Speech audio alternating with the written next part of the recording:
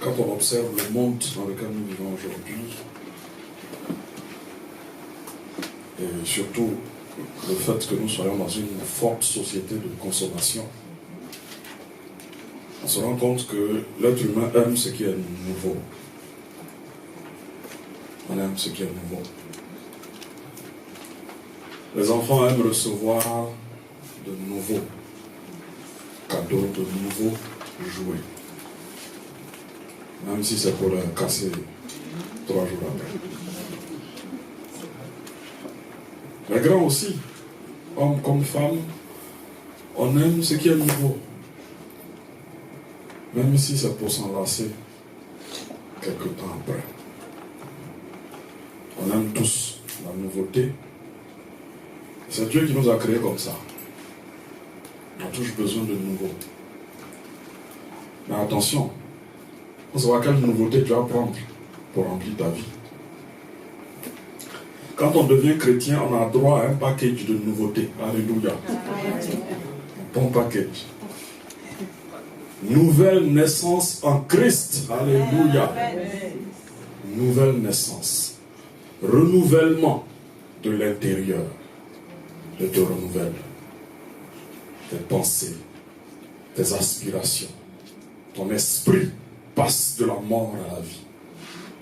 C'est la nouvelle naissance. Tu as une nouvelle identité en Christ.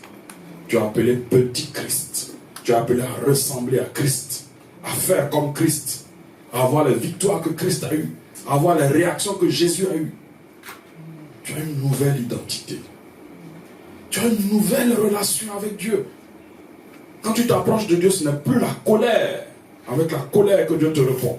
Dieu te répond avec quoi? La grâce. Parce que Jésus est passé par là. Tu as accepté Jésus, et comme Jésus a payé le prix pour toi, Dieu peut t'accepter. Alléluia. Et puis une nouvelle vie tout court. Belle en Christ. Alléluia. Mais après ces premières expériences de la vie chrétienne, après quelque temps, il y a de nouvelles nouveautés qu'on cherche. Parce qu'une certaine monotonie s'installe dans la vie chrétienne et on cherche du nouveau. Et c'est là où quelquefois, en tant qu'Église, nous ne savons pas donner la nouveauté dont le peuple a besoin. Je le dis parce que on aime faire du spectacle, proposer des couleurs, des décors, des vêtements, de nouveaux vêtements. On veut proposer du nouveau au peuple. Mais de nouvelles choses extérieures. Le vrai besoin du peuple, c'est de nouvelles choses à l'intérieur de lui. Une nouvelle expérience avec Dieu. Une nouvelle révélation de Dieu. Un nouveau contact, une nouvelle relation. C'est de cela que le peuple a profondément besoin. Et quelquefois, quand on ne l'a pas soi-même pour le proposer, on est obligé de faire des artifices, programme, ceci, cela.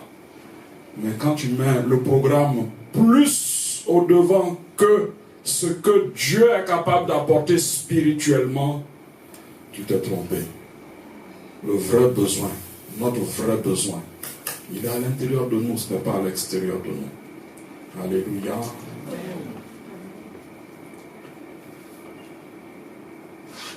Même si l'homme est friand de nouveautés, il y a une certaine catégorie de nouveautés qui lui déplaisent profondément. Je parlais de tout à l'heure de package de nouveautés. Beaucoup de bonnes nouveautés. Il y a aussi d'autres choses dans le package. Voilà. Il y a d'autres choses et il faut en être conscient. Dans le lot de nouveautés promises aux chrétiens par le Seigneur Jésus, il y a une catégorie spéciale qui s'appelle tribulation, persécution. Ça inclut. Ça inclut. Alléluia. Mais souvent, c'est la partie qu'on n'aime pas. Et donc, quand on arrive sur les versets qui passent là, on lit rapidement et puis, voilà, comme si ce n'était pas important. Il a promis beaucoup de nouvelles belles choses. Mais il a promis aussi, alléluia, ça fait partie de ses promesses.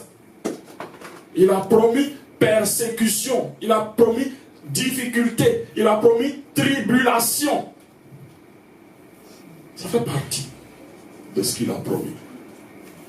Alors si tu as renoncé à toi-même, la deuxième étape, c'est de prendre ta croix. Alléluia. Alléluia. Jésus n'a jamais caché à ses disciples que quand ils vont le suivre, ça ne va pas être facile. Il n'a jamais caché ça. Il a toujours dit. Mais souvent on lit, et comme ça ne nous plaît pas, on ne fait pas attention. Et puis on garde seulement ce qui est bon. Mais tout ce que Jésus a dit est bon. Est bon à prendre. Alléluia. Alors on veut voir maintenant, aujourd'hui, qu'est-ce qui est bon d'en prendre sa croix. Alléluia. Parce que si Jésus a dit qu'on doit le faire, ça veut dire que c'est bon. Alléluia. Il a dit ceci dans Marc 10, verset 29. Et je lis. Je vous le dis en vérité. Quand il dit en vérité, ça veut dire qu'il va dire quelque chose, écoutez bien. Il n'est personne qui, ayant quitté à cause de moi, notez bien à cause de moi, c'est pas juste quitter pour quitter, à cause de moi, et à cause de la bonne nouvelle, sa maison, ou ses frères, ou ses soeurs, ou sa mère, ou son père, ou ses enfants, ou ses terres, ça veut dire quoi? Quand tu décides de marcher avec Jésus, il peut arriver que ça crée une scission tellement profonde que ça t'amène à être privé de certaines relations. Ça t'amène à être privé de certains biens. Jésus dit, je vous le dis en vérité, il n'est personne qui ayant quitté toutes ces choses, verset 30, ne reçoive au centuple. Ça veut dire quoi le mot centuple? 100 fois plus. Alléluia. 100 fois plus présentement dans ce siècle. Donc il y a deux parties dans sa réponse. Présentement dans ce siècle. Vous lisez avec moi. Des maisons. Tu as perdu une maison, Jésus peut te donner une maison. Des frères, tu as perdu des frères, Jésus peut t'en donner. Des sœurs, des mères, des enfants et des terres. Et la suite, on va sauter. Hein. C'est là. On va pas sauter. Avec des persécutions. Il a dit ça. Il ne faut pas faire comme s'il n'a pas dit. C'est là. Et dans le siècle à venir, la vie éternelle. Alléluia. Voilà ce que Jésus a dit. Donc Jésus a été clair. Quand il a dit, renonce à toi-même. Prends ta croix. Ça rejoint ce qu'on vient de dire, de lire et de le suivre. Donc il a indiqué 3 étapes importantes pour quiconque veut le suivre. Et nous étudions ces étapes comme des chemins pratiques pour nous conduire à mettre en œuvre ou en pratique encore le premier commandement. Je suis l'Éternel, ton Dieu. Tu n'auras pas d'autre Dieu devant ma face. Voilà l'étape pratique pour arriver à cela. Alléluia. Donc nous poursuivons notre série de messages sur la loi de l'adoration. Nous parlons toujours de l'application du premier commandement. Nous voyons l'étape 2, décrite dans Luc, chapitre 9, versets 18 à 27, que nous allons relire, puisque c'est un texte qui nous a servi de base le dimanche passé. Si vous suivez avec moi, donc on va prendre nos Bibles dans Luc, chapitre 9, et relire le même texte, versets 18 à 27. On est ensemble? On va faire la lecture. Un jour, Jésus priait à l'écart, et ses disciples étaient avec lui. Il leur posa cette question: qui suis-je d'après les foules? Il répondit, d'après les uns, Jean-Baptiste, d'après certains, Élie, d'après d'autres, un des prophètes, d'autres fois qui est ressuscité. Verset 20. Et d'après vous, qui suis-je? Leur demanda-t-il. Pierre répondit, le Messie de Dieu. Jésus leur recommanda sévèrement de ne le dire à personne. Il y a beaucoup de choses qui sont un peu sautées dans ce texte. Pour ceux qui étaient avec nous jeudi, il y a des choses qu'on a pu découvrir, notamment le fait que Jésus a dit que c'est le Père qui a révélé ça à Pierre. Et puis il y a eu aussi le moment où Pierre a pris Jésus à côté pour commencer à le raisonner, pour lui dire qu'il ne faut pas qu'il aille à la croix. Okay? Donc tout ça, c'est un peu sauté de ce texte, mais ça ne nous empêche pas d'arriver à ce qui nous intéresse. Verset 22, il ajouta qu'il fallait que le Fils de l'homme souffre beaucoup. Le Fils de l'homme souffre beaucoup. Il fallait qu'il soit rejeté par les anciens, par les chefs des prêtres et par les spécialistes de la loi, qu'il soit mis à mort et qu'il ressuscite le troisième jour. Il fallait. Puis il dit à tous, si quelqu'un veut être mon disciple, qu'il renonce à lui-même, qu'il se charge chaque jour de sa croix et qu'il me suive. Nous sommes à l'étape 2. Qu'il se charge de sa croix. Car celui qui voudra sauver sa vie la perdra. Mais celui qui la perdra à cause de moi la sauvera. Que sert-il à un homme de gagner le monde entier s'il se perd ou se détruit lui-même? En effet, celui qui aura honte de moi et de mes paroles, le Fils de l'homme aura honte de lui quand il viendra dans sa gloire et dans celle du Père et des saints anges. Verset 27, je vous le dis en vérité, quelques-uns de ceux qui sont ici ne mourront pas avant d'avoir vu le royaume de Dieu. Alléluia. C'est la parole du Seigneur, nous allons prier. Seigneur, merci de te révéler à nos cœurs ce matin et de nous ouvrir notre entendement pour que nous comprenions ta parole. Nous voulons te suivre, même si nous ne comprenons pas tout. Nous voulons nous disposer à comprendre, parce que nous savons que tu es le chemin, la vérité et la vie. Apprends-nous, Seigneur, à te connaître. Apprends-nous à nous soumettre à toi. Et donne-nous de marcher à ta suite, dans le chemin que tu as tracé. Au nom de Jésus. Amen. Amen. Je vais parler de 3 points. Donner le sens ou la signification de porter sa croix. Quelle est la signification? Ensuite, parler de pourquoi la souffrance. Et terminer avec les implications pratiques. Donc voilà les 3 points qui vont nous occuper. Quel est le sens que Jésus donne à cette phrase qu'il se charge de sa croix? Ça veut dire quoi?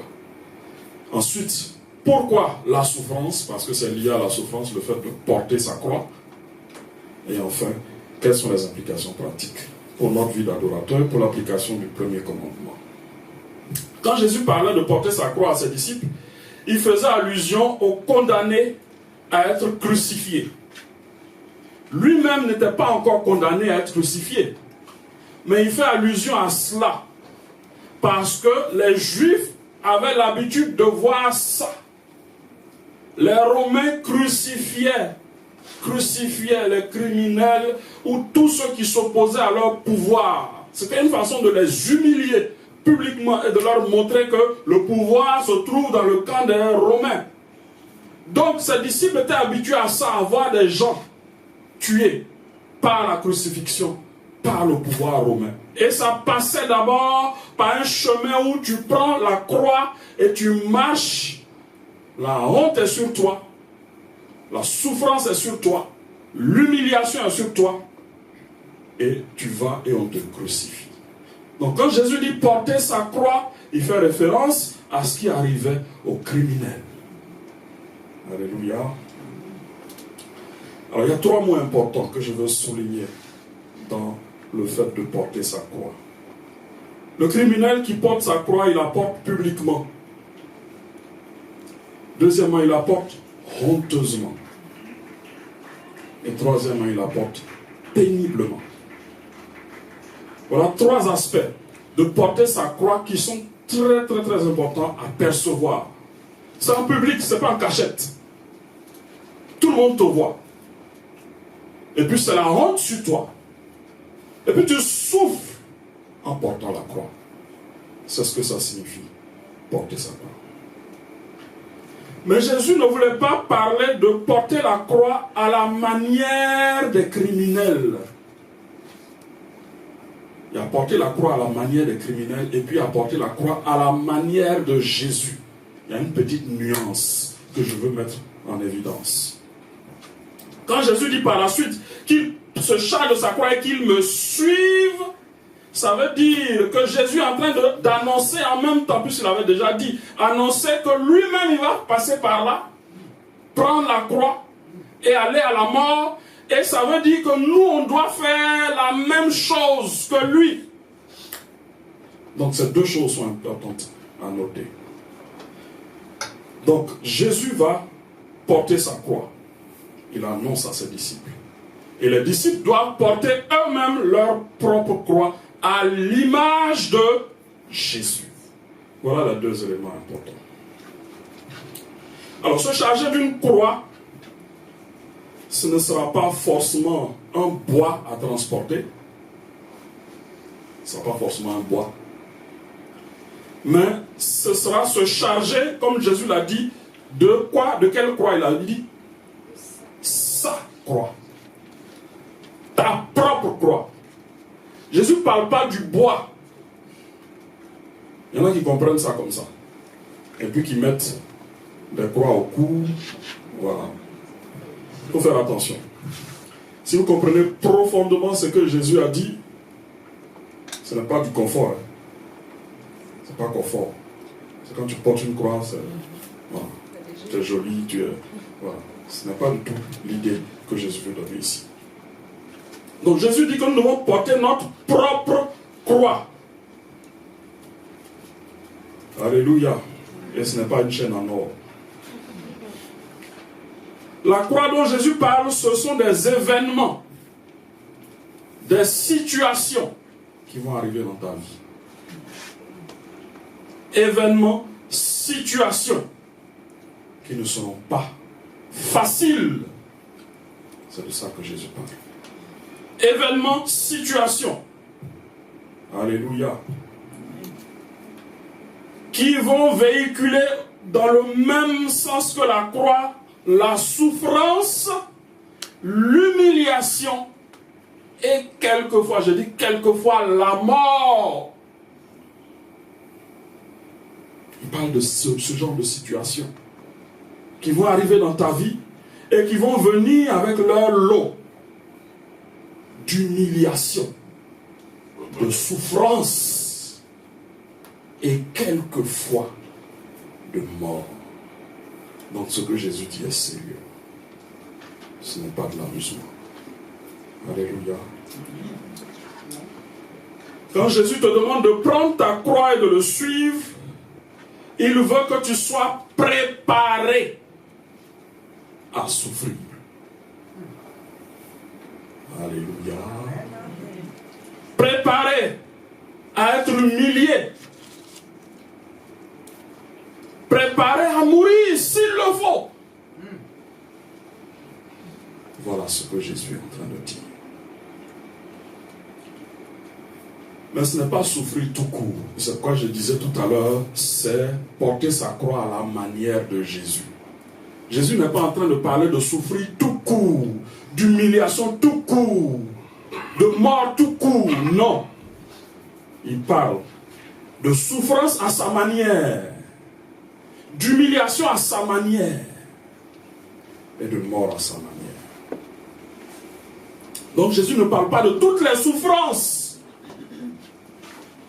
Il parle seulement des souffrances qui te sont imposées quand tu décides d'obéir à Dieu. C'est de ce genre de souffrance dont Jésus parle. quand tu décides d'obéir, de craindre Dieu, d'honorer Dieu, de le glorifier, la souffrance qui vient sur ton chemin, Jésus dit, tu ne dois pas avoir peur de cette souffrance. Et tu ne dois pas en avoir honte. Parce que tu as décidé d'obéir à Dieu. Alléluia. Donc c'est de la souffrance qu'on rencontre sur le chemin de l'obéissance. C'est de ça que Jésus parle. Parce que Jésus allait souffrir, non pas parce qu'il était criminel, il allait souffrir parce que le Père voulait qu'il souffre, le Père voulait qu'il porte le poids du péché de toute l'humanité. Voilà la cause de la souffrance de Christ. C'est par obéissance au Père que Jésus a tout souffert. Alléluia. Alors si tu cherches à obéir à Dieu, tu croises la souffrance et l'humiliation sur ton chemin. Comme je l'ai dit tout à l'heure, tu ne dois pas en avoir honte. Tu ne dois pas chercher à l'éviter. Tu dois l'accepter. C'est un message difficile. Mais c'est la parole de Dieu. Tu as renoncé à toi-même. Quand tu renonces à toi-même, tu es prêt à accepter tout ce que Jésus a dit. Alléluia. Y compris ce qui va contre ta conception des choses. Alléluia. Dans les mots qu'il se charge de sa croix, il y a une connotation d'acceptation. Qu'il se charge de sa croix. C'est-à-dire que la personne doit accepter. Ce n'était pas le cas des criminels. On les forçait à prendre la croix. Jésus lui dit, toi tu dois accepter de prendre la croix. Vous voyez que ce que Jésus demande est plus grand. Les autres on les force, mais toi tu dois accepter volontairement de prendre ta croix. Alléluia. Et cette croix, ce n'est pas un bois bien taillé, bien lissé, bien poli et verni. C'est un bois brut que tu dois prendre avec tout ce que ça peut créer comme souffrance physique quand tu vas porter. Parce que le poids du bois va être sur toi. Et l'humiliation aussi va être sur toi. Il y a souffrance morale, il y a souffrance physique. Les deux sont incluses dans cette souffrance. Jésus veut dire, et c'est un langage imagé quand il dit porter, se charger de sa croix, qu'à chaque fois qu'en voulant obéir à Dieu, tu auras à souffrir ou à être humilié, même si c'est en public, tu accepteras la souffrance. C'est ce que Jésus est en train de dire. Et tu la laisseras produire son résultat en toi. Parce que la souffrance a un but à accomplir en toi. Tu vas laisser ta souffrance produire ce résultat en toi. C'est pas un message facile à prêcher, hein? Mais c'est le message de Dieu. Et il faut qu'on l'entende. Si tu ne l'entends pas, ce message, tu n'es pas préparé à la vie dans laquelle Jésus t'a placé. Il dit que dans la vie dans laquelle il t'a placé, il y a ça aussi. Tu ne peux pas ignorer. Tu ne peux pas ignorer. Tu pourrais être libre de prier pour être délivré de cette souffrance. Dieu ne nous empêche pas de crier à lui. Mais ça veut dire que tu n'accepteras pas la délivrance par la case qui passe par la case péché. C'est ce que ça veut dire. Je suis dans la souffrance, je veux être délivré. Mais si je dois être délivré par le péché, je n'accepterai pas ça.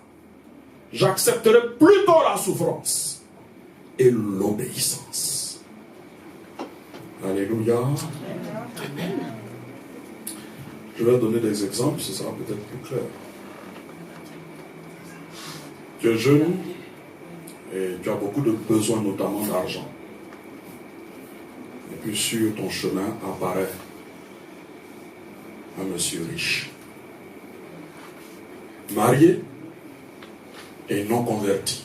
Les mots sont importants, je ne reste pas au hasard. Je dis riche, marié, non converti, qui te fait des propositions sexuelles. Je ne suis pas en train de parler de mariage. Alors, si tu acceptes l'argent, voilà, tu rentres dans une relation. Mais si tu n'acceptes pas sa proposition, tu continues dans tes problèmes. Donc, tu acceptes la proposition, ta situation change. Tu n'acceptes pas, tes problèmes continuent. Alors, est-ce que la réponse est aller faire jeûne et prière pour demander la volonté de Dieu? Ah oui, vous avez bien compris. Il n'y a pas jeûne et prière ici. Hein? Pas jeûne et prière. C'est pourquoi le Dieu argent, là, il doit être vaincu de ta vie. Parce que dès que tu le vois, tes valeurs changent. Les valeurs de Dieu sont là, tu les connais. Mais comme l'argent est un Dieu sur ta vie, sinon il faut aller demander la volonté de Dieu d'abord. Peut-être qu'il y a la volonté de Dieu quelque part dans l'affaire. Dieu a un but à atteindre au travers de cette relation. Et puis on rentre dans des spéculations qui ne sont pas celles que Dieu demande. Alors ce n'est pas jeûne et prière, c'est obéissance et souffrance. Alléluia. C'est ça. La Bible ne t'autorise pas à avoir des relations sexuelles avec quelqu'un qui n'est pas marié ou ton mari. Si tu le fais, on dit c'est impudicité. Ok? Donc, la Bible ne t'autorise pas à avoir une relation avec quelqu'un qui est inconverti. Et enfin, la Bible ne t'autorise pas à te marier, bon ça je l'ai déjà dit, hein, à avoir des relations avec une personne qui est mariée. Adultère. Donc tu prends l'argent avec son lot, impudicité, relation illicite, adultère, ou bien tu prends l'obéissance avec son lot, privation, souffrance. Quel est ton choix? C'est là que tu dois choisir. Et c'est Jésus qui dit, c'est là que tu dois porter ta croix. Alléluia. Je vais donner un deuxième exemple. En classe, plusieurs trichent. Mais toi, tu dis, moi, je ne triche pas. Mais un jour qui arrive, tu n'as pas appris ta leçon. Tu n'as pas appris ta leçon. Et puis, c'est un examen qui va te permettre d'aller devant. Et ce jour-là, il y a des propositions de tricher. Tu triches, tu as le succès. Et comme tu n'as pas appris ta leçon, tu ne triches pas, c'est l'échec. Tu choisis quoi? Jésus dit, porte ta croix. Alléluia. Décide d'obéir à Dieu et d'accepter les conséquences de ton obéissance. Est-ce que ce n'est pas glorieux d'accepter les conséquences d'une obéissance plutôt que d'accepter les conséquences d'une désobéissance à Dieu? Est-ce que vous voyez? C'est vrai que c'est mauvais dans le sens où ça nous envoie des problèmes, etc. Mais tu dois être fier si tu dois subir des conséquences d'une obéissance à Dieu. Pourquoi tu dois être fier? Parce que Dieu lui-même est fier de toi quand tu prends ce genre de décision. Et Dieu est avec toi pour t'aider à parcourir ces difficultés et pour t'aider à triompher. Alléluia. Amen. Troisième exemple. Tu travailles dans une grande entreprise, tu as une bonne situation sociale, ton patron veut t'entraîner à falsifier les comptes. Tu dis non, mais il te fait un chantage. Je vais t'accuser de ceci et on va te renvoyer. accepte mon offre, sinon c'est le renvoi. Voilà le genre de chantage qu'on peut vivre au travail. Tu fais quoi? Tu acceptes le chantage? Ton salaire est toujours versé à la fin du mois. Tu n'es pas renvoyé. Tu n'acceptes pas le chantage, tu dis non. Si tu veux tricher, ce sera ta responsabilité à toi seul, ce ne sera pas nous deux notre responsabilité. Et puis tu cours le risque de ne plus avoir un salaire. Tu choisis quoi? Jésus dit, porte ta croix. Accepte les conséquences de l'obéissance à Dieu. C'est ce que Jésus dit dans sa parole. Alléluia. Et puis on peut donner encore d'autres exemples.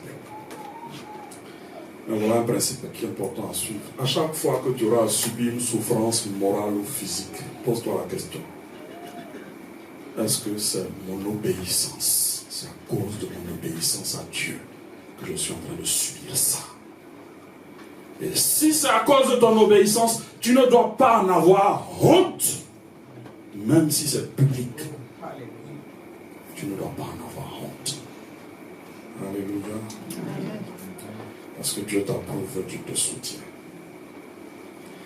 Alors on aimerait bien que ce genre d'histoire se termine par... Bon, le patron m'a viré 2 jours après, j'ai eu un travail de 3 fois plus de salaire. On aimerait que ça se termine comme ça. Mais quelquefois, ça ne se termine pas comme ça. Et puis le travail tarde à venir. Parce que Dieu a de nouvelles choses, de belles choses à créer en toi. Il a de nouvelles choses, de belles choses à créer en toi. Alléluia. Et il se sert de ces difficultés. Un dernier mot sur la signification. Dieu n'est pas injuste, n'ayez pas peur. Dieu n'est pas injuste. C'est lui qui choisit la taille des croix de chacun. Donc, il ne faut pas avoir peur. Voilà, il ne faut pas avoir peur. Il n'est pas mis spirituellement, il ne va pas envoyer une croix énorme. Non. Il est sage, il est juste. Donc, il envoie envoyer la croix qui est adaptée à toi. Mais quelquefois, quand il veut te faire passer à un autre niveau, tu as l'impression que la croix te dépasse. C'est parce que tu dois passer à un autre niveau. Justement, juste pour ça. Mais elle ne te dépasse pas. Elle ne te dépassera jamais. Il ne permettra jamais que ça soit au-dessus de tes forces. La parole de Dieu qui nous l'affirme. Il ne permettra pas que nous soyons tentés au-delà de nos forces. Donc même si c'est dur, tu penses que c'est plus grand, en réalité ce n'est pas plus grand. Tu dois compter sur le Seigneur et tu vas voir que tu auras la victoire sur cette chose. Alléluia. Pourquoi la souffrance? Alors on peut se dire Dieu est puissant, il peut tout faire en un claquement de doigts. Pourquoi il veut qu'on souffre? Il peut arrêter la souffrance en un clin d'œil. Pourquoi il veut qu'on souffre? Pourquoi il veut qu'on accepte la souffrance? Il ne nous veut pas du bien. C'est ce qu'on peut dire. Alors il y a plusieurs raisons à la souffrance. Et c'est important de comprendre, enfant de Dieu, c'est très important de saisir cela. Je vais donner pas moins de 5 raisons. Donc ce n'est pas juste une seule raison. Pourquoi la souffrance? Parce que Dieu est juste. Quand il y a péché, la justice de Dieu exige qu'il y ait condamnation du péché. La justice de Dieu exige que le péché soit sanctionné. C'est ça. Péché, sanction. Il est juste, il n'y a pas arrangement. Péché, sanction. Je ne parle pas de ton péché. Hein. Je parle du péché en général qui est entré dans le monde. Tu es né dans un monde qui a déjà été corrompu, entaché entaché par le péché. Et donc, tu es dans un monde qui est entaché des conséquences du péché. C'est pourquoi nous, tous les hommes, on meurt. On ne meurt pas parce qu'on devient vieux. On meurt parce qu'Adam a péché. Et c'est la sentence de Dieu. C'est sa justice. Alléluia. Quand Adam a péché, Dieu a jugé. Et c'est pourquoi l'homme vieillit. Lisez Genèse, vous allez voir. Ils vont jusqu'à 900 ans. Ils ne meurent pas. Et puis progressivement, ça a diminué jusqu'à atteindre. Aujourd'hui, quand on vit 100 ans, on est heureux. Donc, nous sommes nés dans un monde qui a été entaché par le péché et qui ont subi les conséquences. La maladie, la mort, c'est une conséquence du péché. Le départ. Alléluia. Dieu pardonne le péché, mais il te laisse vivre avec les conséquences. C'est comme ça qu'il est. Donc, avant de pécher, réfléchis bien. Faut pas te dire, il va me pardonner. Donc, je peux faire. Il va te pardonner si tu viens avec la vraie repentance. Mais les conséquences, il va te laisser avec. C'est comme ça qu'il agit. Alléluia. Deuxième raison. Il y a la souffrance dans le monde parce que la solution au péché exigeait la souffrance. C'est-à-dire que le péché lui-même, il a créé la souffrance, mais pour qu'on trouve une solution au péché, il fallait la souffrance pour la solution au péché de l'humanité. Alléluia. Dieu est juste, mais il est aussi amour, il veut sauver. Alléluia. Et le salut de l'homme passait par la souffrance. Mais ce n'était pas la souffrance de tous les hommes, d'un seul. Alléluia. Jésus-Christ. Alléluia. Amen. Le péché de l'homme est un prix tellement lourd à payer qu'un homme ne peut pas le payer. Il faut Dieu pour payer ce prix. Mais comme c'est un homme qui a péché, il faut que ce soit un homme qui meurt. C'est pourquoi le Fils de Dieu descend du ciel, prend un corps pour être en même temps Dieu et en même temps homme, pour que son sacrifice puisse payer le prix et pour que ce soit un homme qui prenne ce prix. Alléluia. Jésus a dû souffrir pour que tu sois sauvé. Donc le péché a entraîné la souffrance de tous les hommes. La solution de Dieu a entraîné la souffrance de Jésus seul. Alléluia. Mais pourquoi ceux qui suivent Jésus doivent souffrir puisque Jésus a pris leur souffrance? Pourquoi ils doivent souffrir? Et on a la troisième raison. Nous qui suivons Jésus, nous pouvons être amenés à souffrir parce que Jésus, qui est notre modèle, a souffert. C'est tout.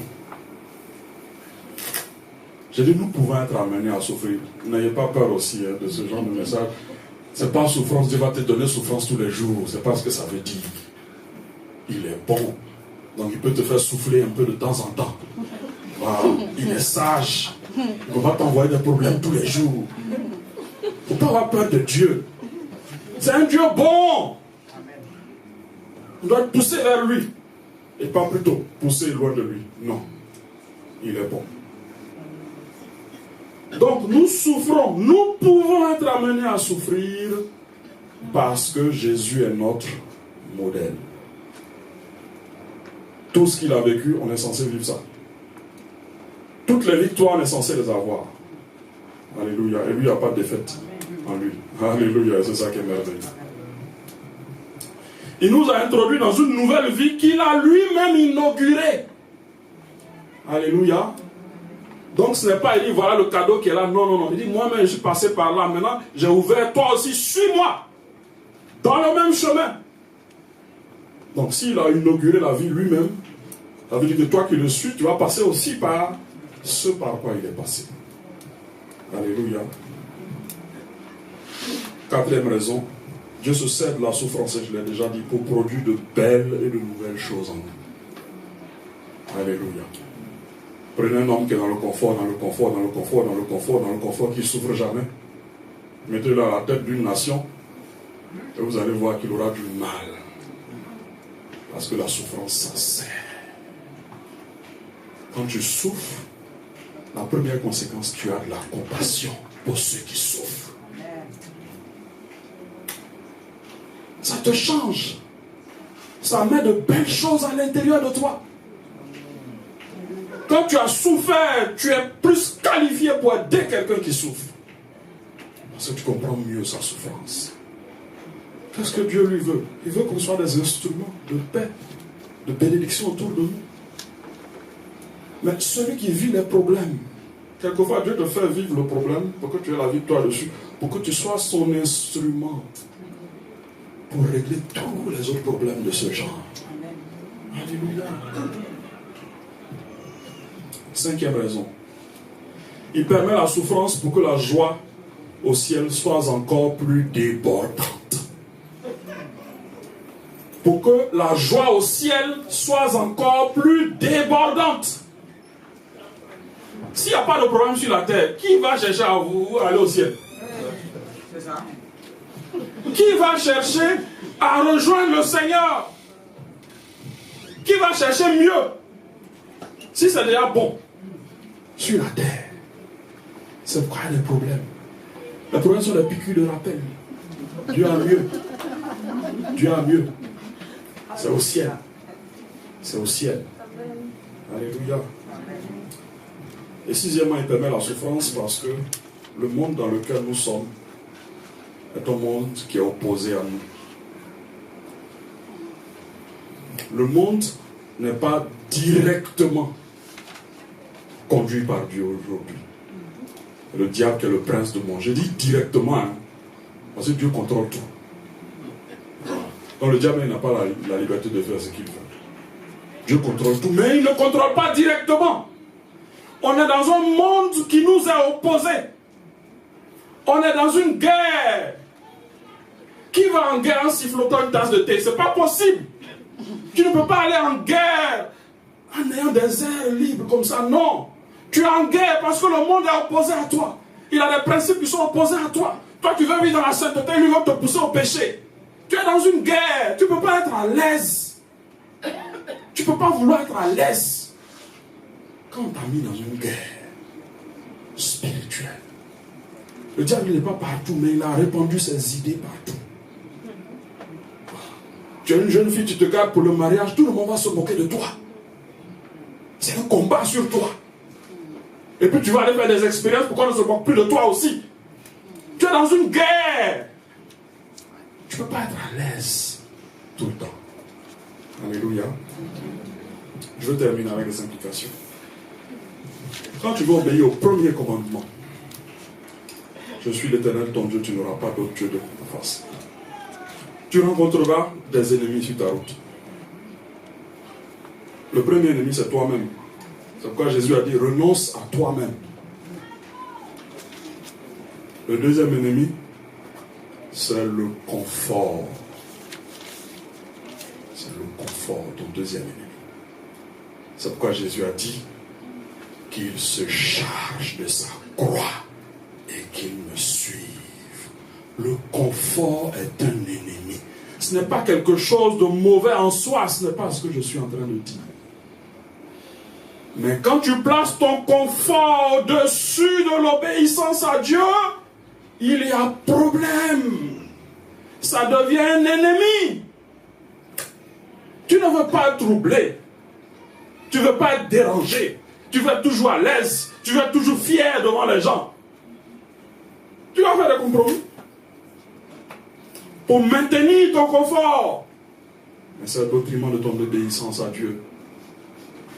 C'est au détriment de ton obéissance à Dieu. Alléluia. Tu ne dois pas aimer le confort plus que Dieu. C'est pas mauvais. Nous tous on aime le confort. Il ne faut pas se le cacher. Mais on ne doit pas aimer ça plus que Dieu. On ne doit pas placer notre confort avant Dieu. Et on ne doit pas le rechercher avant l'obéissance à Dieu. Voilà. comment le confort peut être un ennemi. Et le confort, il se présente quelquefois subtilement. Je dois méditer aujourd'hui, je dois prier. Oh, mais je prends la tête à ça. Hein. J'aurais mis l'autre occasion de le faire. Voilà comment le confort vient. Ça va déranger mon confort de méditer aujourd'hui. Non, je ne vais pas méditer. J'aurais de toute façon mis l'occasion. Je vis, non. Voilà, je peux le faire le soir, je peux le faire demain. Voilà comment le confort s'installe dans ta vie. Alléluia. Je dois aller à l'église, mais je ne ressens pas ça aujourd'hui. J'aurais mis l'autre occasion d'aller à l'église. Voilà. Le soir, il y a culte tous les dimanches. Non, je pourrais un autre dimanche. Voilà comment subtilement le confort s'installe. Quelqu'un qui aime le confort et qui a guerre, il a des problèmes. Il va prendre une flèche dans le cœur et il va mourir parce qu'il n'a pas pris conscience qu'il est dans une guerre. Alléluia. Oh, il n'y a pas le feu, il n'y a pas le feu. Si je n'ai pas fait ça aujourd'hui, il n'y a pas le feu. Il y a le feu. Il y a le feu. Tu es en train de mettre le confort au-dessus de Dieu. Il y a le feu. Il y a le feu. Ne pense pas qu'il n'y a pas le feu. Oh, si il n'est pas fait aujourd'hui, ce n'est pas grave. Quand tu as fait, tu as péché. Tu as placé ton confort au-dessus de Dieu. Prochainement, quand ça va se présenter, tu auras plus envie de placer ton confort au-dessus de Dieu que d'aller obéir à Dieu. Et puis tu vas désobéir une deuxième fois.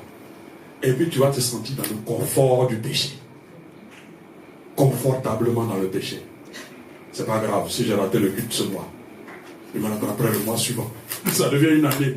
Après on ne va plus à l'église du tout. C'est dangereux pour toi. Si tu mets cela au-dessus de Dieu. Alléluia. Alléluia. Quelquefois, on a des vies où on n'a pas encore expérimenté ces choses, et puis on dit que Jésus est en train de dire quoi? Moi, tout baigne, hein, tout baigne. Ça veut dire quoi, tout ce qu'il est en train de dire là? Moi, je ne connais pas ça. Tu vas connaître un jour.